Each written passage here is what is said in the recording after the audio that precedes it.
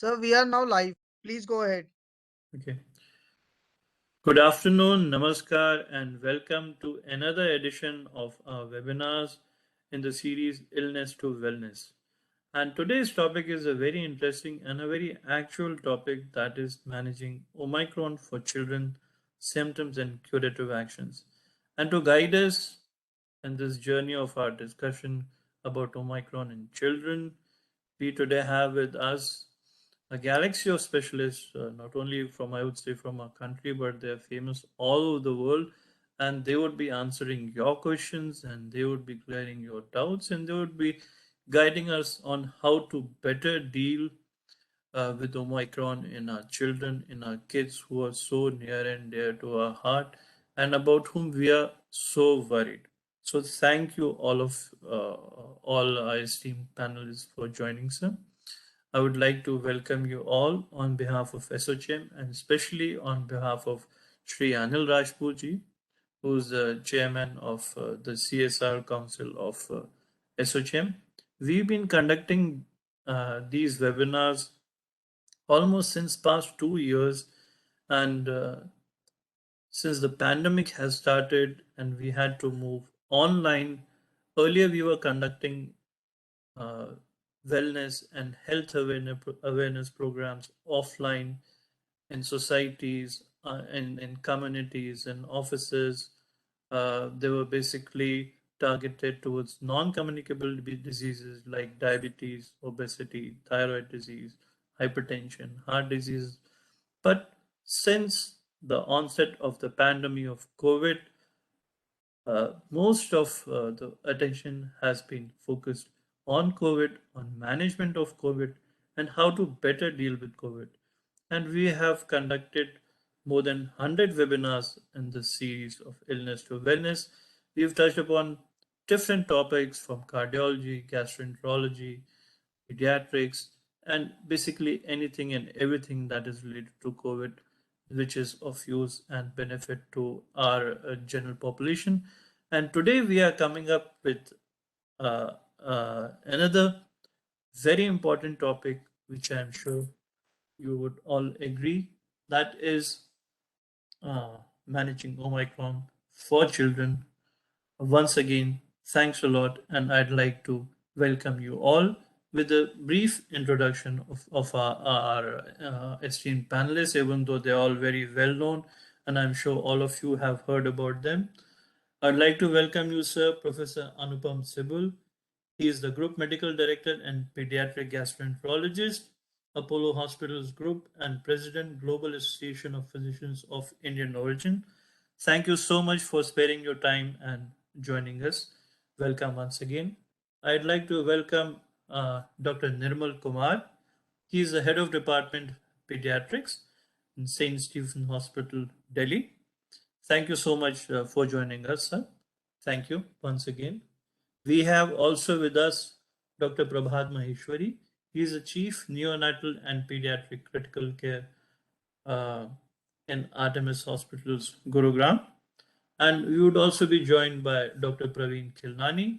He's a Senior Consultant Pediatric Critical Care and Pulmonology, Director Academics and Pediatric Critical Care and Fellowship Program, Madhukar Rainbow Children's Hospital Group, New Delhi.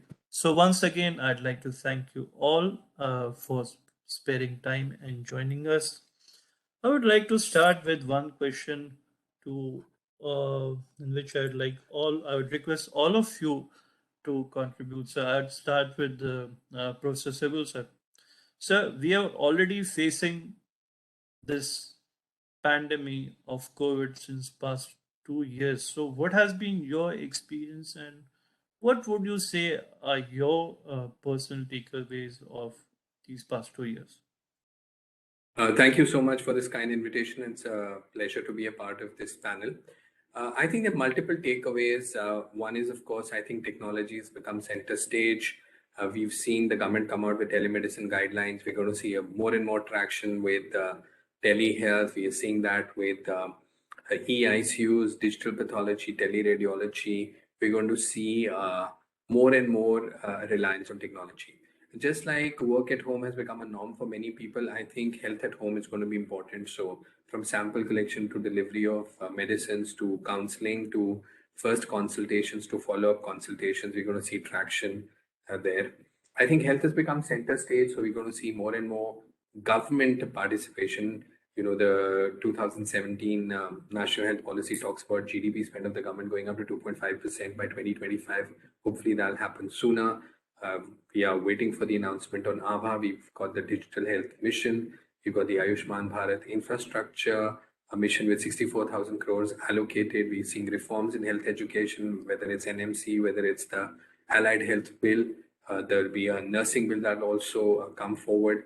The number of medical colleges that the government is putting up has now exceeded. The government medical colleges are more than the private medical colleges, and we have more than 500 medical colleges, and there are robust plans. So lots of takeaways, and they basically center around the fact that COVID has brought health center stage. But one important takeaway is the spirit of collaboration.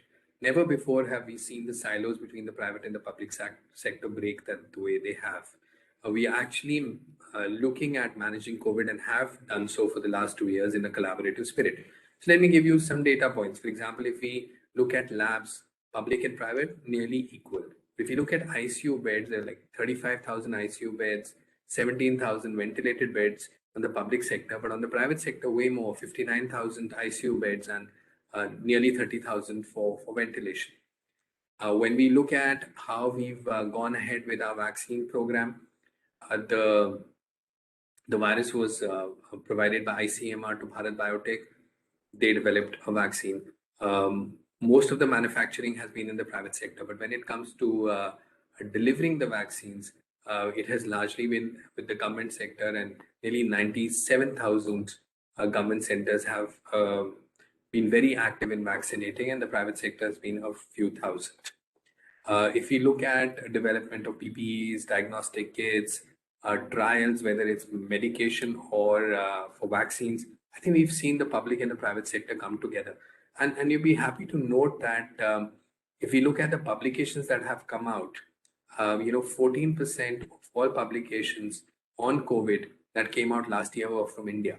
So clearly, this again is a reflection of the spirit of working together, coming together, whether it's trials, whether it's developing protocols, or whether it's publication. So I think the biggest takeaway, from my point of view, is the spirit of collaboration. And I hope that this continues and gets strengthened in the times to come.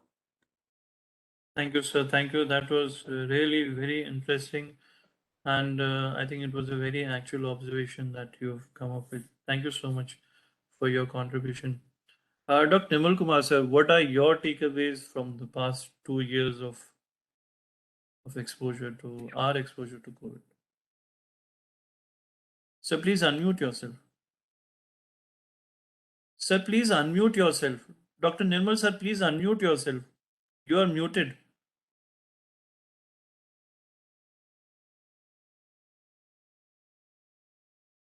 Is it okay? Yes, sir. Now we can hear you. Thank you, sir.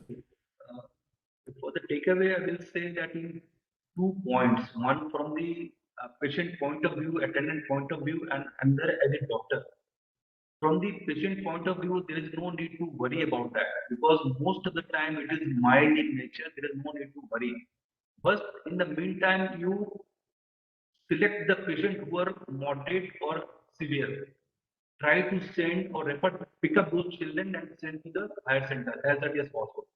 So there is no need to panic. If it is mild, it will subside without any treatment. There is no need to give any treatment. Only symptomatic treatment required. Regarding doctors' point of view, what I observed in last 1 year, most of the doctors now learn about the utility of oxygen. It's a very fantastic thing that come up with the last wave. There was rampant use of oxygen, but now they come up with how to use the oxygen, introduction of oxygen in a proper way. That was a positive thing. I'll say that. Thank you, sir. And these are also very important and very notable observations that you have made, that the doctors have started using oxygen in the right way, in the right method. I'd like to come to Dr. Prabhat Maheshwari, sir. So what would you like to add to this, sir? Yeah, so as Dr. Sibal said, that obviously the health has taken a center stage in last 2 years. It's a welcome change, but and the COVID has affected everybody. You know, all age group have been affected by COVID in last 2 years, but no age group has been affected as bad as children. And unfortunately, even now, we have neglected our children, not only in terms of health, but their overall development. For last 2 years, there are many schools that have been closed. Last 2 years, there are many children who are stuck at home.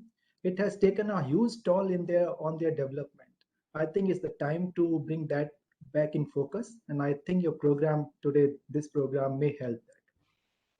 Thank you so much, sir. I would just like to add that this month only we have conducted a program in which we had called principals of some very prominent schools. We had invited child counselors, psychologists, and we had a very good discussion about what you've just said, that the children have undergone immense psychological trauma in these past 2 years, not only being staying at home, but the amount of stress and tension that they have faced. Probably it is too early for them to cope up with that, and there have been significant problems. We are going to come to this topic once again, and I think we are going to discuss in detail. Now I'd like to come to you once again, Professor Sybil, sir. You've been managing a chain of hospitals across the country. Do you feel that there's a need of guidelines for treatment, and are they there as they should be? How are you able to give comprehensive management of children, the pediatric age group, across such a big country and in so many different places? Well, thank you. I think as India's largest integrated healthcare provider, we realized very early that we will have to create subgroups and subgroups of consultants, experts who would guide us across the group. So we created one for diagnostics where we had the molecular biologists, the microbiologists come together, what to test, how to test, augment capacity. You know, when it first started and the kits became available, only a few of our labs were able to test. And then we reached the ability to do 10 samples a minute. So we were able to scale up. In terms of clinical protocols, we got adult colleagues and pediatric colleagues to develop clinical protocols. In fact, the current adult protocol is in its 50th version. So you can imagine how much knowledge has been disseminated over the last 2 years. You know, we've gone through this remdesivir on, off. So many different medical products have come in, stayed, gone. Currently, of course, as you know, we have this debate about the importance of the antibody cocktail, when to give anticoagulants, when to test, when to discharge, so on and so forth. So the clinical group was tasked with doing that. Then we had the operations group on how to separate and create an iron curtain between COVID and non-COVID areas, what to do with elective surgeries, how to manage patient flows. And then we had the human resources team really look at protecting the staff, managing quarantine, managing should they get exposed, how they're going to be treated. And so we also created the Red Book that we not only used across Apollo, but also shared it with other hospitals and nursing homes. And of course, the key really has been updating. Sometimes we've had to update our protocol more than once in a week, as we had to when the recovery trial showed the importance of use of steroids. And so we changed our protocol that very night when the data became available. I think the key really is to keep abreast of what's happening, be very aware, and there is one hell of a lot of information available, and you really need a dedicated team to keep looking at all the evidence that keeps coming on PubMed. And this sometimes can be as many as more than 100 papers in a day. So clearly, with the explosion of knowledge that we've seen, the approach really has been about a multidisciplinary team putting together the plan. We also knew that the local administration will have to make decisions based on the ground realities in terms of quarantine, in terms of testing, in terms of home testing or not, isolation, who to admit, who not to. And I think our teams have been working very closely with local administration to dovetail the standardized protocols that we keep developing for the group to make sure that they are compliant with the local local sort of expectations. Thanks, Rajesh. Thank you. Thank you, Dr. Sibal sir. Dr. Nimrul Kumar sir, I'd like to come to you with this very actual question about which Sibal was just talking about. I think that is quite related.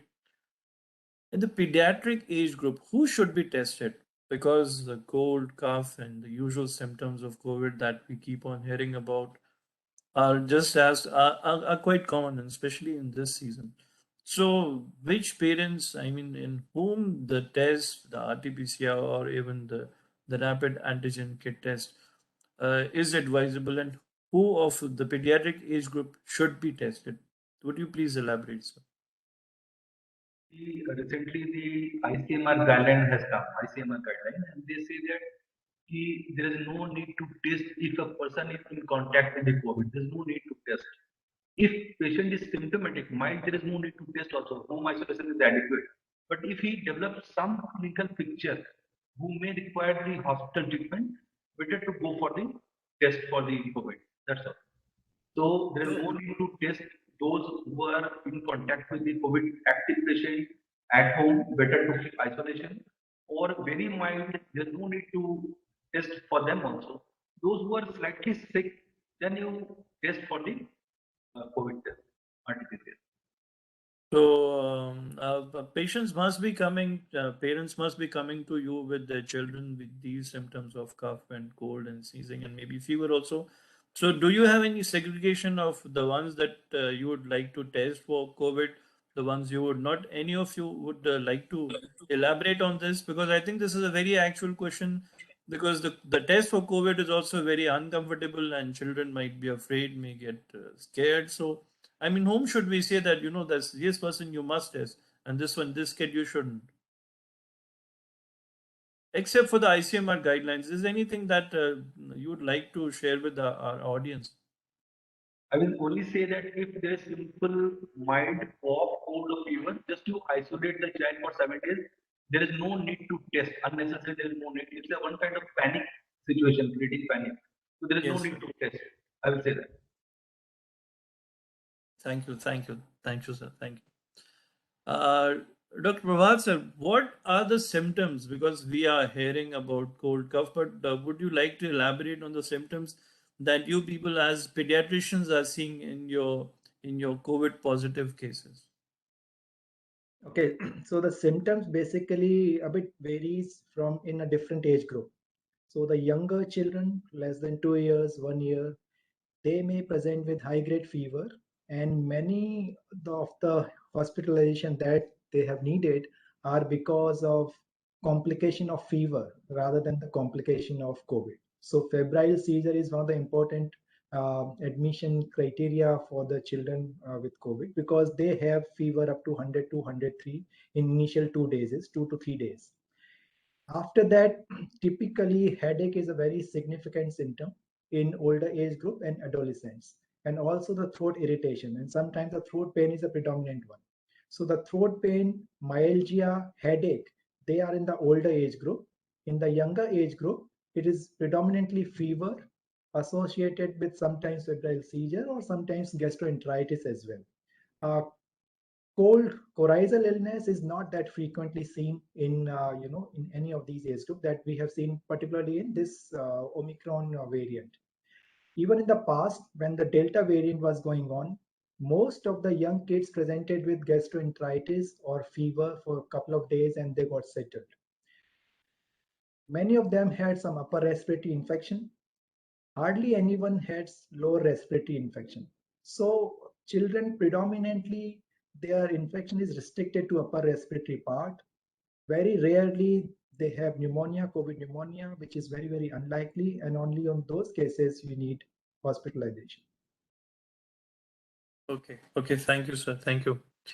Uh, uh, Dr. Nirmal sir, we were just discussing before starting the program. You were telling me about the the atypical symptoms that you are noticing in some of your admissions. Would you please elaborate here for the benefit of viewers? Typical symptoms, mainly one patient having the bullous eruption and without any history of any drug taking. And when we checked the RT-PCR, it was positive. So some skin lesion was there. It was an atypical presentation. It's not common. It's atypical presentation of the COVID. And there we come across a newborn, 12 days old, late onset sepsis. And all the CRP was positive and counts were abnormal. And in the meantime, we checked for the RT-PCR, that was also positive. So it is very difficult to say that is a late onset sepsis with co-infection with COVID or what, difficult to say. Whether it was a only COVID neutral sepsis, difficult to say that. Yes, sir. Yes, please, sir. Yeah. I just want to say that there are few things that we have seen in last 1 or 2 years. The incidence of diabetes in children has gone up leaps and bounds that I have noticed in my practice. Many of kids have been presented with diabetic ketoacidosis in last 1 year. In fact, if I see the last 1 year number, it may be more than last 5 years number of children presenting with diabetes. And this has happened maybe because a large population of children got viral infections in a short span of time, and so many of them, whoever was going to have diabetes, they preceded this time. Other thing, in the last time when we were having this Delta variant or before that, I not only in my center, but I discussed with other centers as well. There are increased incidence of liver abscess also in some patients. So, and right now, if you see the hospital admission of children, many of them will incidental finding of COVID positivity. They have something else. They come to hospital, test is done, and they are found to be COVID positive. But that necessarily doesn't mean that they are presenting with COVID. COVID is causing that symptom. Maybe an incidental finding, and that is a very, very common thing that we are seeing, both in the second wave or in the third wave. Just I want to add one. Last time we come across 2 to 3 patients with acute pancreatitis with COVID. So Yes, sir. This is there have been publications also from Europe which have pointed out that because the ACE receptors are present in the pancreas and the GI tract had been affected by the Delta variant. So, in some anecdotal reports, there have been increased. There has been onset of diabetes post COVID. So maybe what you are sharing your experience is somehow related to the fact that the pancreas is affected also by COVID, just as the rest of the GI tract. Professor Anupam Sibal sir, would you like to elaborate a bit on this, because I think you are best placed. Your comments on this. Yeah, we had a fair amount of GI symptoms in the second wave in kids because, we can't ignore the fact that 11% of all those who've had COVID in India are in the age group of less than 18. So we got a fair amount of children with diarrhea and vomiting and abdominal pain. We had children with just abdominal pain. We also had children, some of them who developed pancreatitis. And of course, we had children with MISC. But fortunately, the numbers were not very large, and most of the children had very mild symptoms, and they did pretty well being managed at home. Coming to this wave, what we are seeing with Omicron is again very mild symptoms, just a bit of fever, vomiting, some amount of tummy ache, but the GI manifestations are much less than we saw in the Delta wave. This time it's just largely fever and some very mild symptoms.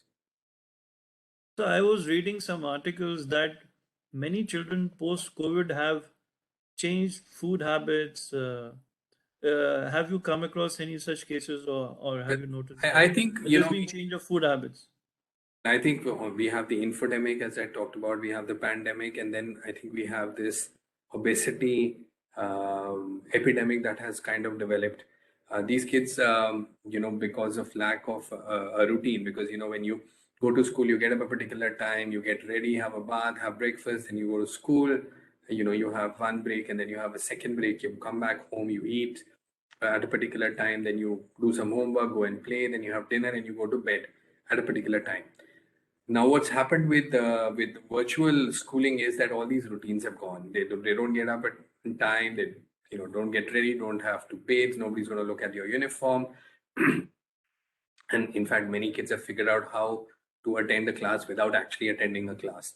So what has happened is that the attention has now started going off on food. We've had a lot of kids sort of go into binge eating, a lot of snacks, a lot of unhealthy stuff, not really drinking water, and of course there's been virtually no exercise other than some kids who are very motivated and parents are very motivated where they've got them to exercise. So we have seen more obesity, I think, in the last 2 years than we ever have. And also, in addition to obesity, what we've also seen is, and as a gastroenterologist, the number of kids with constipation that I've seen is way more than I ever did. And I think it's lack of water, lack of exercise, lack of routine, and not eating appropriately. We know that once you have obesity come in, then it brings all its other problems, whether it's fatty livers, or whether it's a tendency towards dyslipidemia, or for your sugar homeostasis to be disrupted. So we're seeing all of that. And I think this is very sad in the impact that kids have had over and above COVID, and over and above the psychological aspects of being at home and not having the right environment to learn and to interact with children and spend time with your peers, is this whole thing about obesity. The little ones, of course, has been a huge problem because they're now used to only seeing people in masks. So they behave in an odd fashion when they see somebody without a mask, and they've not had a chance to, go and play in parks or interact with children their age. And I think that's really, really sad. That's very true. I think this has been one of the biggest drawbacks, that the growth and the development of children would be not as it used to be. And I think we are going to see the effects of these in the coming years, even when the COVID is gone and when we ultimately start going out of our houses and back to offices and places of work. Dr. Nimble sir, I would like to come to you with a question that that allergic bronchitis, skin allergies, and sinusitis, these are quite common problems, and asthma is also quite common, and especially in metros like Delhi, which are very polluted. So, do children with these diseases, how do they fare if they contract Omicron? I mean, is it more severe in them? So, what is your opinion? What would you like to say about this? Actually, what we observe in last 2 years, the OPD visit of those having the asthma, reactive airway disease, or bronchitis is slightly less. I will not say that we have not come across much such kind of patient. So it is less. We don't know what really it is. Maybe because of the lockdown, less vehicle, less pollution, or use of the mask, something is there. So these kind of patients are coming less in the OPD, no doubt. Exactly, I can't say where. But this time, this Omicron, that leads to the severe throat infection, persistently coughing, just like the whooping cough kind of cough. So this is coming, but as a whole, the follow-up of this such kind of patient is very less. Like asthma, they are not coming much. Thank you. So, in fact, that is a welcome news that the usual presentations with which children used to come, and it used to be a big problem. I think it is a big problem for all the parents all the time nebulizing your children and treating for allergies and cough. That has come down. I think this is a very interesting development. One more thing, this I would like to ask any of the panelists, if you have you noticed or seen that the common flu and such illnesses have come down, maybe because of the masks that children are wearing all the time, or if they're indoors. Have you noticed? So would you like to say something? Yeah, so I just want to tell that in the phase of like August to November, there were a lot of kids with significant disease with Rsv bronchiolitis. In fact, the severity with Rsv was way more this year as compared to the last couple of years. Okay, and this was not a unique phenomenon to India. I think in many parts of the world this has been seen. The number of coryzal illness in a year probably has gone down in children. Usually they used to have 4-5 illness 1 year.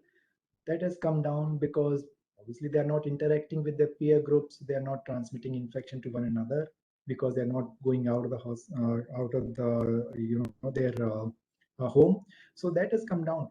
But whoever had this infection, particularly the RSV, and there was a huge number this time. There were a lot of complications. A lot of children, younger children, require respiratory support because of RSV bronchiolitis this year, as compared to a few years past. Thank you. मैं audience को बताना चाहूँगा, RSV is a viral disease. ये virus की वजह से जो chest में इन्फेक्शन होता है उसको बोलते हैं।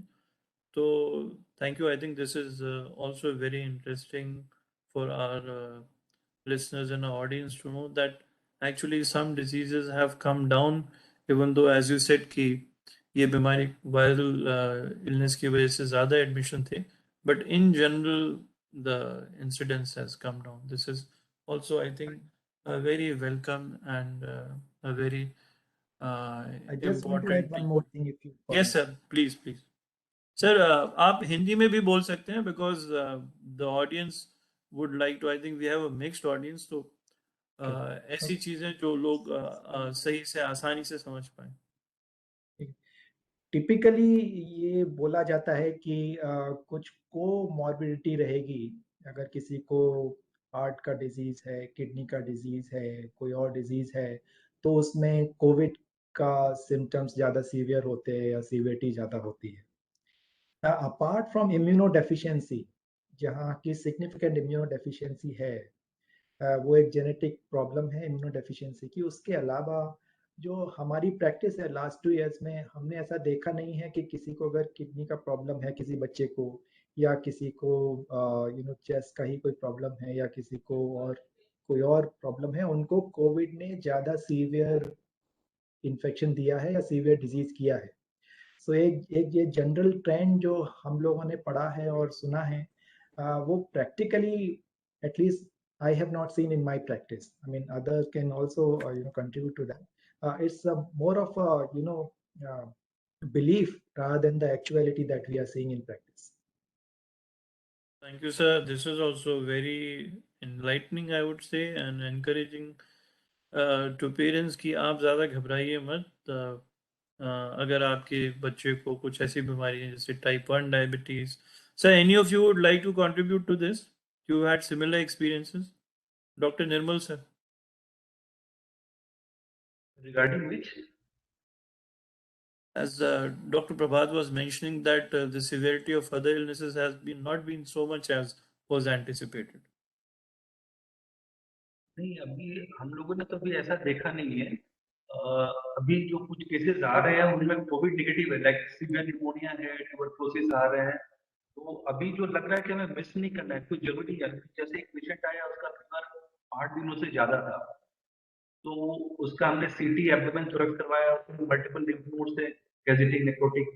तो ऐसा नहीं है कि उनको और कोई बीमारी नहीं हो सकता।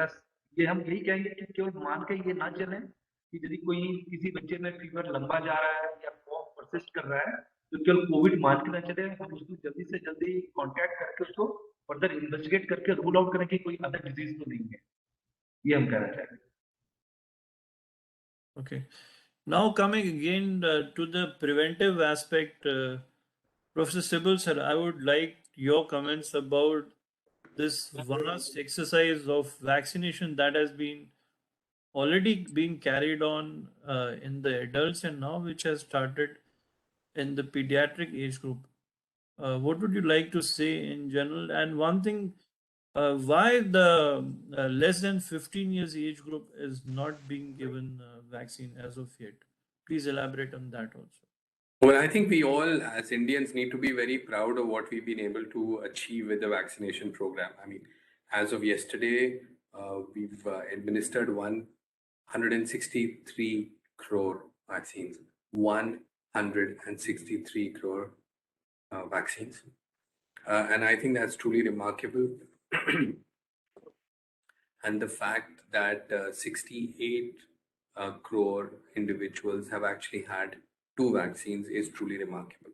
I think the whole vaccine program, having CoWIN, the digital sort of access, the registration process, the reminders, the scientific basis to spacing, the rollout, starting with the healthcare workers and frontline, followed by the elderly, then those in the middle age group with comorbidities, and then opening it out, has won widespread praise from across the globe.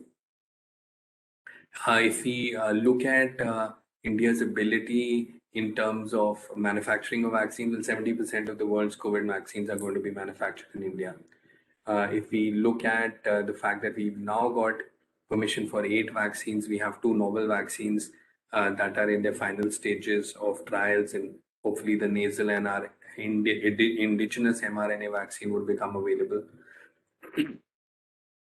The fact that through vaccine Maitri, we've been able to send off nearly 70 million doses outside has, I think, enhanced the stature of India as a healthcare superpower, I must say. If we just look at the total numbers and compare, say, with the United States that started exactly a month before us, they started in December, we started on 16 January 21. They've given a total of 53 crore vaccines and we've done 163. So more than 3 times. And if we just look at the last week, we've administered as many as 7 million a day, which is truly remarkable. 7 million a day. And if we look at vaccination for children between 15 to 17, I think it started 22 days ago, and we've already vaccinated 4.38 individuals between the 15 to 17 age group, and that's really more than the population of Nordic countries, Sweden, Norway, Denmark, Finland, add Greece to it, and in a couple of days you can add the population of Portugal to it. So that is truly remarkable, and I think all of us need to congratulate everyone that has played a role in creation, distribution, administration, creating awareness about the need for vaccination, going up to far-flung areas and bringing people back for the second dose. I think it's been an amazing effort. The world over, vaccination first started with adults, then opened up to the 15 to 18 age group, then 12 to 15, then below 12. That is exactly the norm that's being followed here. I'm pretty sure that the permission for 12 to 15 will not take very long, and it should come our way in the next few weeks. And after that, it will be for 5 to 12, because as we know that Covaxin trials did include children, much younger children. So I think the spectrum of children who will get access to this vaccine actually will be widened as time goes by, and then it'll go to even younger children than 5 to the age of 2. Rajesh. Thank you, sir. That was a very comprehensive and a very nice overview of the whole vaccination program and what to expect in future, and especially for younger children and younger kids. Thank you for that overview, sir. Dr. Nirmal, I would like to come to you again, and I'd like to ask you about MISC, because that is one of the complications of COVID, which is very typical to children and which is quite alarming. Could you please tell our viewers about what is MISC, the symptoms, and what to expect? Last time we come across this illness, that is one of the complication of post-complication, infective complication of COVID, and it's basically very severe condition. And they were treated with steroid and the IVIG, then anticoagulant was given, and then aspirin was added. But this time we have not come across such kind of illness. The last time it was there. And I think Dr. Maheshwari can say better about this illness because he is looking after the intensive care. I think you know better, Maheshwari. Dr. Maheshwari, sir, please, would you like to add on something? Yeah, thank you. So basically, as the name suggests, it's a multi-system inflammatory syndrome in children.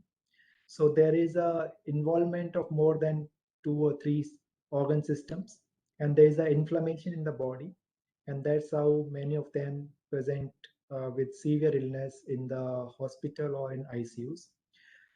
Predominantly, it was seen after the second wave or the first wave that the children started presenting with this illness after 3 or 4 weeks of the acute infection. So first it was detected in UK, and then the world over it was found out. In fact, in my own center, after second wave, we had around 50 kids who developed MISC who required hospital admission. Now it has got two kind of pattern. दो तरह से present करता है, एक younger age group में और एक older age group में. Younger age group में जो 7 years या 8 years से कम वाले बच्चे हैं, उनको एक कावासाकी डिजीज होती है. कावासाकी डिजीज के जैसा एक मैनिफेस्टेशन होता है. बेसिकली उसमें हार्ट की जो ब्लड वेसल्स हैं उन पे ये अफेक्ट करता है और वो डायलेट हो जाती हैं.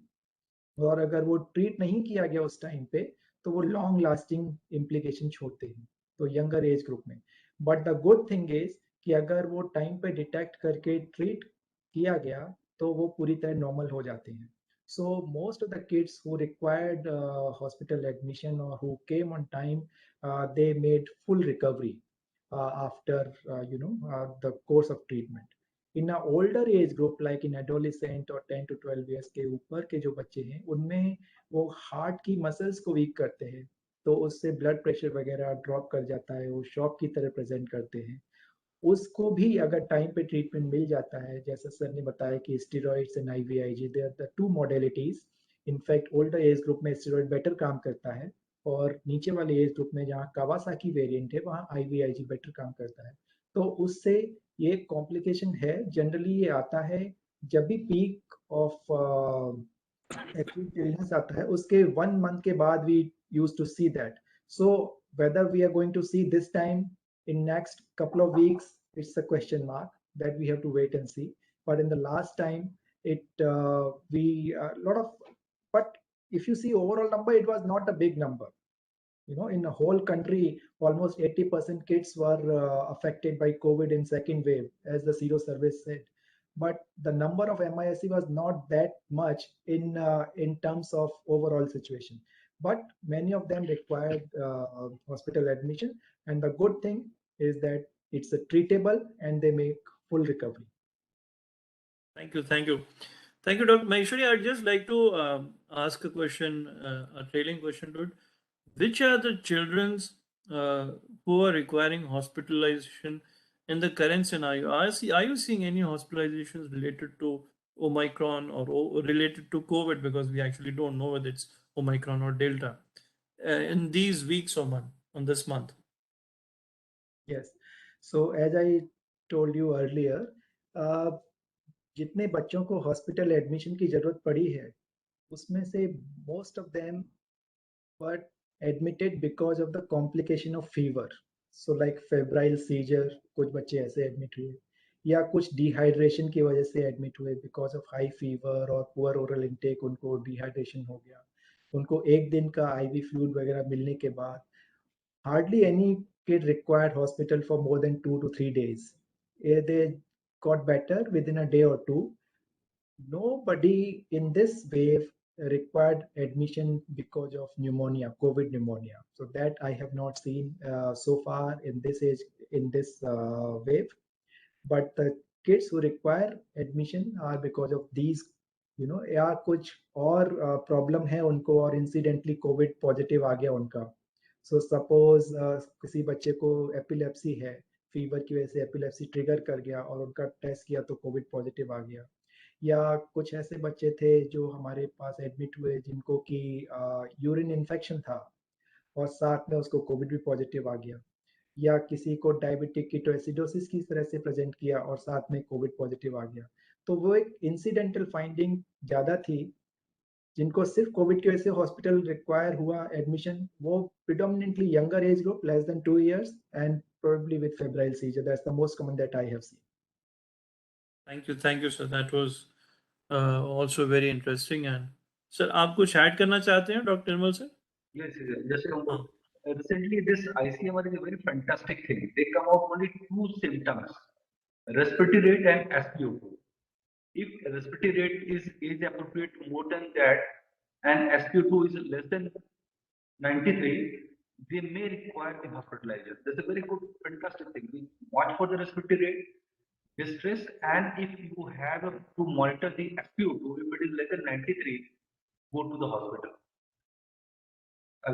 इसी से रिलेटेड एक और क्वेश्चन जो मेरे अपने दिमाग में भी आता है कि देखिए सर्दी जुकाम तो बच्चों को अक्सर होता है, हमने मान लिया because it is not severe, we don't have to go to the doctor.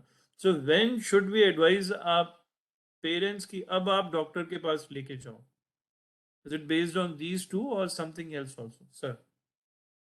Maheshwari already highlighted that sometimes they can have other problems like dehydration, severe gastroenteritis, severe vomiting, pain abdomen, or seizure.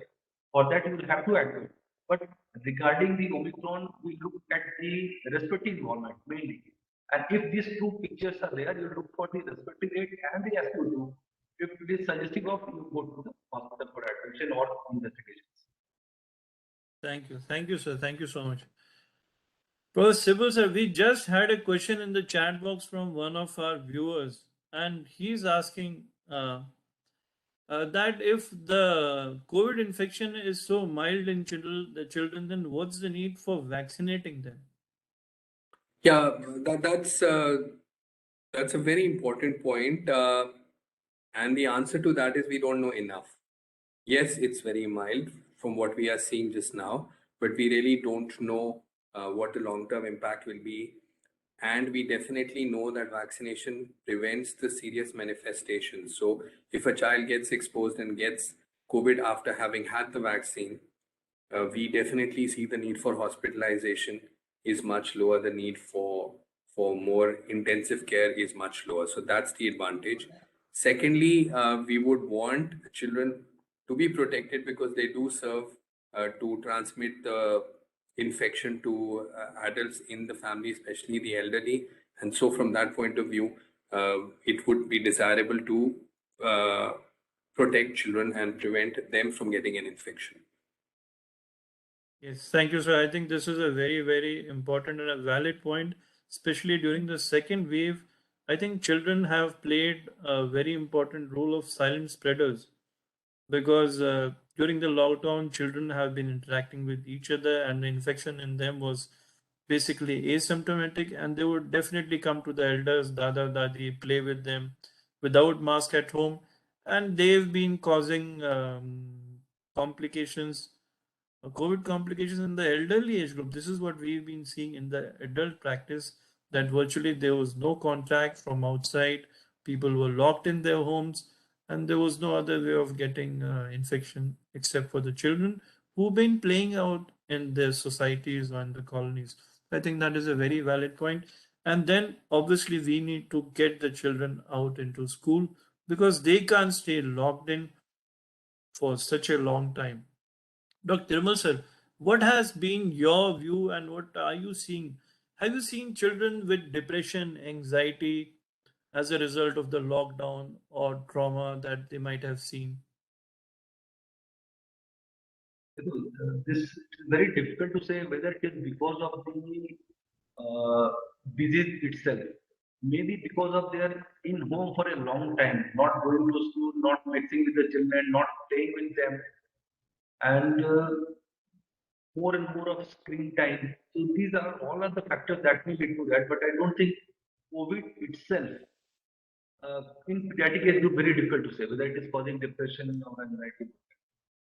No, the COVID may not be causing depression, but at least what we saw in the second wave, that many of the, I would say, people in young generation or in the age of 35, 40, 45, they were getting severely affected with COVID, and there was such a huge shortage of beds, and small children could see their mothers and their grandparents crying and looking for beds.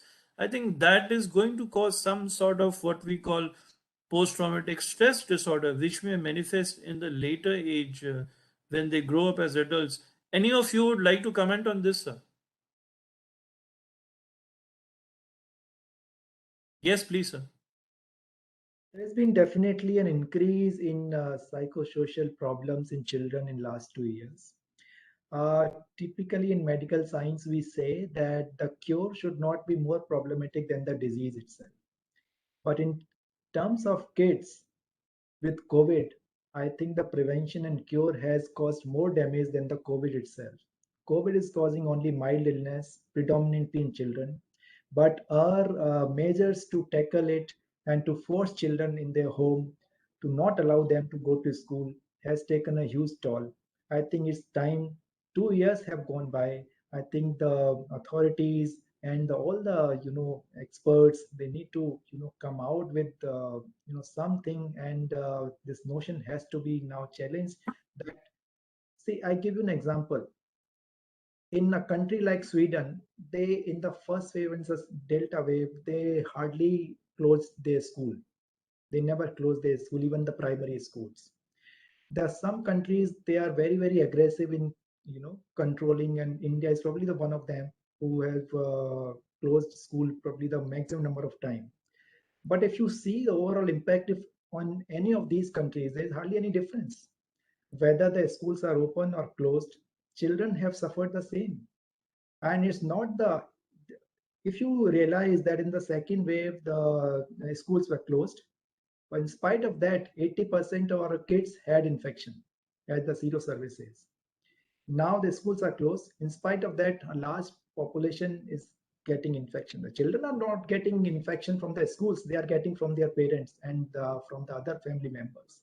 And while we allow all the adults to go to work and to do everything, because they don't have a voice, they are restricted to their home. And I feel very strongly about this. That's why I'm saying that much, because it's not a right thing to control and to lock down children in the in their home.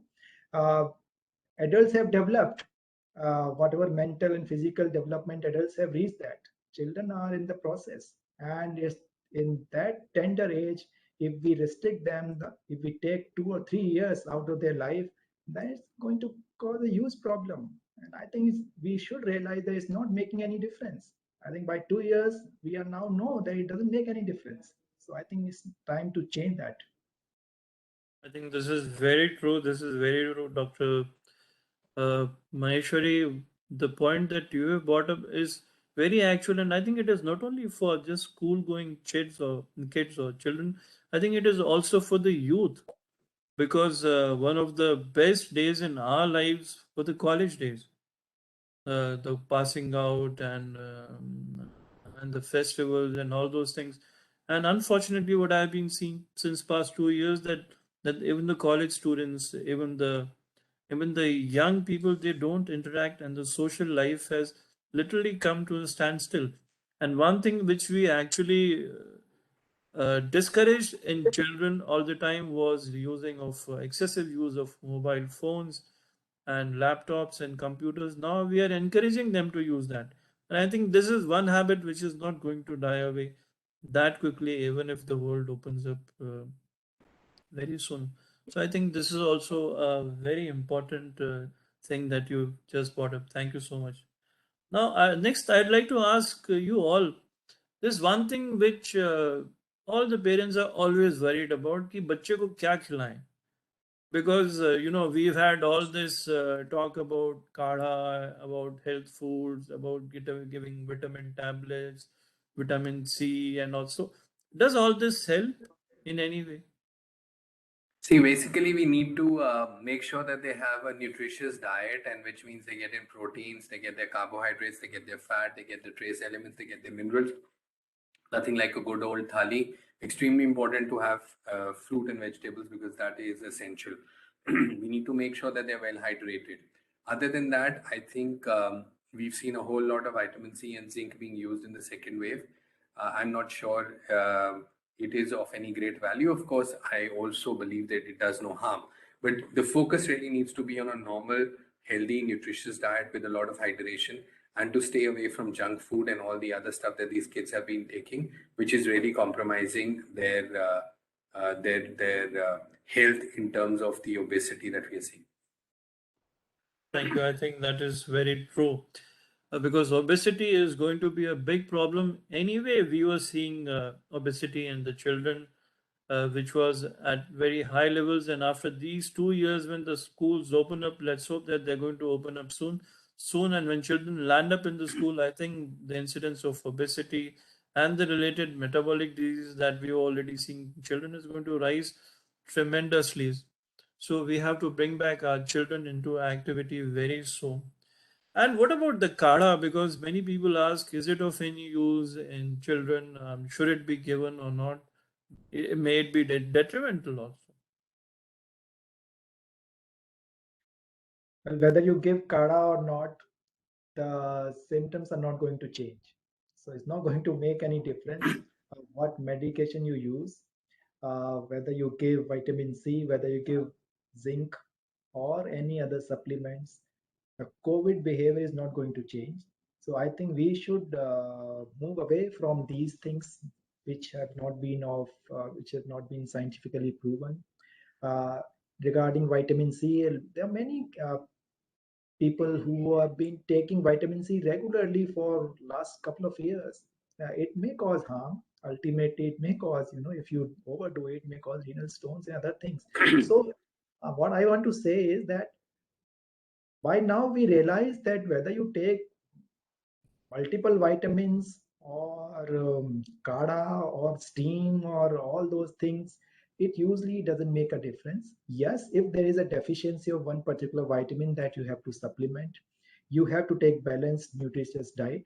That is irrespective of COVID. COVID has got nothing to do with that. Even if COVID was not there, child need to get a good diet, good nutrition. So just because of COVID, there is no change in the diet. Children generally should have good balanced nutritious diet. Thank you. Thank you. That is very important. Now I request all of you to give a short message to our viewers since we are coming to end of time allotted to us all. Something for them to remember and for them to follow, and so as to keep our children happy, healthy, and lively. Well, I'd like to say that please don't worry, don't panic, be vigilant. Talk to your children often. Sometimes they have concerns they want to voice and they don't know who to voice them to. Make COVID avoidance behavior a way of life, masking properly, and of course N95 for this particular variant, hand washing, sanitizer usage, and of course social distancing. And children observe what their parents do, so we need to lead by example.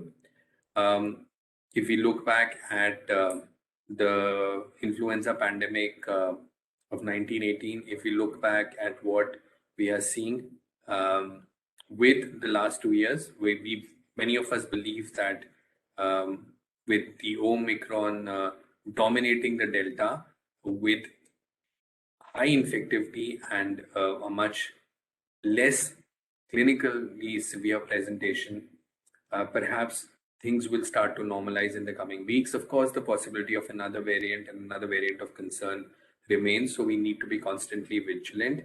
We need to start looking beyond COVID and try and come back to what we defined as normal. Of course, with the masks and hand washing and sanitization and social distancing thrown in. All of us know that in the Southeast Asian countries, long before COVID and long before SARS, if you went to an airport or a market, you saw people wearing masks. So perhaps that's really the new normal that we must embrace and embrace with an open mind. Thank you. Thank you, sir. Thank you for your message. Over to you, Dr. Nirmal, sir. Yeah, I will say that only watch for 3W. 3W means watch your distance, wear your mask, and wash your hands. 3W is very important, and vaccinate if you are in the age group of 15 to 18. So 3W is very, very important. You look for that, and there is no need to worry or panic. Most of the time, these are the milder versions. Thank you, sir. Thank you so much. Dr. Maheshwari, sir. I would just say that COVID is going to stay here. It's now a part of life. It's not going to go away. If one variant will go, some other variant will come.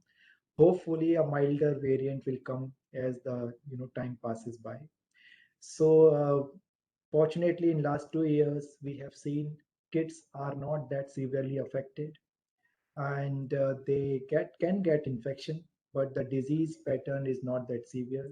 So there is a good thing, particularly regarding children. And children have suffered a lot.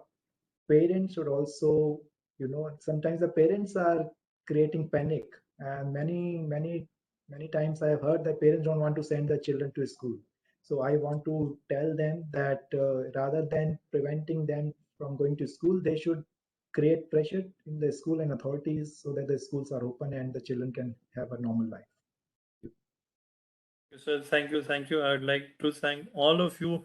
I think we had a very interesting and a very important discussion today. It was not just about Omicron or COVID.